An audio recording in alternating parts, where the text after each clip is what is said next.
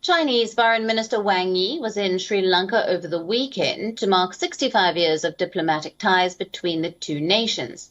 And during his two-day visit, Colombo sought to reschedule its huge Chinese debt burden. Now, Wang Yi's visit came at a time when the South Asian nation is crippling under an acute financial crisis, with inflation at its highest level in decades. For the last few months, Sri Lanka's foreign reserves have plummeted, while the foreign debts have spiked. On Sunday, the Chinese foreign minister met with the Sri Lankan President Gotabaya Rajapaksa. According to the statement released by the Lankan president's office, Rajapaksa pointed out that it would be a great relief to the country if attention could be paid on restructuring the debt payments as a solution to the economic crisis that has arisen in the face of the COVID-19 pandemic. Rajapaksa also requested China to provide concessional terms for its exports to Sri Lanka.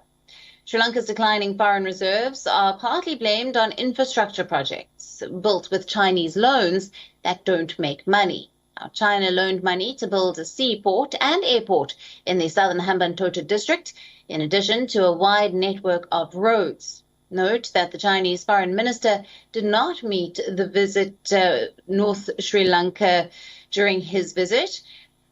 China is Sri Lanka's fourth biggest lender behind the international financial markets, the Asian Development Bank and Japan. And according to government data, China accounts for about 10% of Sri Lanka's $35 billion foreign debt to April 2021.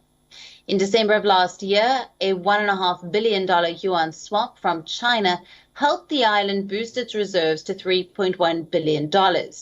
During his visit, Wang Yi also held talks with the Sri Lankan Prime Minister Mahinda Rajapaksa, where the two leaders discussed a host of issues, including promoting tourism, investments, and the fight against the COVID-19 pandemic. We appreciate China's assistance towards our economic revival and financial stability. There is still a long way to go in establishing normalcy, but we were confident that with support from friendly countries like China, we will be able to overcome these challenges soon.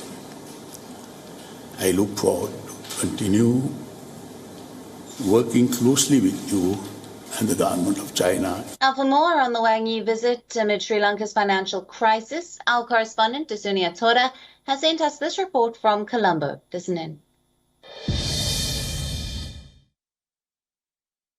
The Chinese Foreign Minister Wang Yi was in Sri Lanka on a two-day official tour, but if you look at the timing, it was less than 24 hours, provided that he arrived in the island late evening on Saturday and left the island in early evening on Sunday.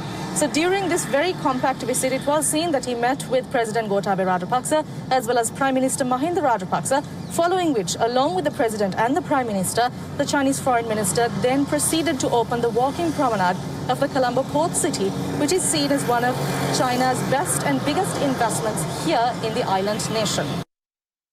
The concept of debt restructuring was one of the key highlights that came about out of this tour. But it is not clear how and when this level of debt restructuring will take place here in the country, or on what grounds such restructuring will take place with Sri Lanka and China.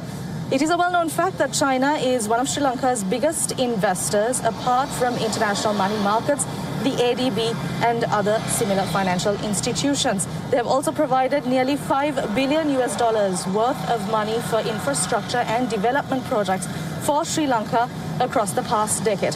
That's not all. According to the President's media division, it was said that tourists from China will be allowed to visit Sri Lanka, provided that they adhere to the bio-bubble concept after the COVID-19 pandemic here in the country and around the world. It will be interesting to see how Sri Lanka will be going about this debt restructuring concept, especially with a country as big as China, given that the country is currently in an acute economical crisis and will surely look to China for help. WION, now available in your country. Download the app now. Get all the news on the move.